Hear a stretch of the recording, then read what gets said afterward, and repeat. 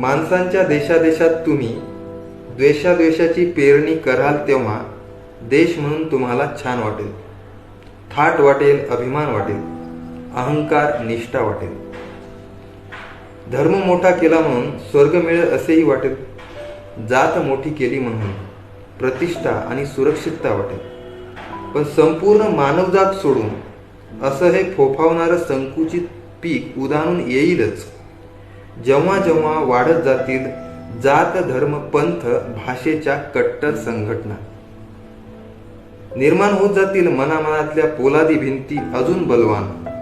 तेव्हा तेव्हा उत्कर्ष सोडून होत राहील सारं काही, नरसंहार, युद्ध किंवा बलात्कार वगैरे. आणि व्हायला लागतील एखाद्या दोन डिनीपर, जॉर्डन अथवा गंगा गोदाई लालेलार होऊनही. द्वेष, राग, संशय, भेद, अहंकार मोठे होत असताना राहावी आठवण. द्वेष, राग, संशय, भेद, अहंकार मोठे होत असताना राहावी आठवण तांबड्या झालेल्या त्या दया नदीच्या कलिंगा युद्धाची. राहावी आठवण मानव जातीच्या उत्कर्षासाठी शांतीचा संदेश देणाऱ्या गौतम बुद्धाची. शांतीचा संदेश देणाऱ्या गौतम बुद्धाची.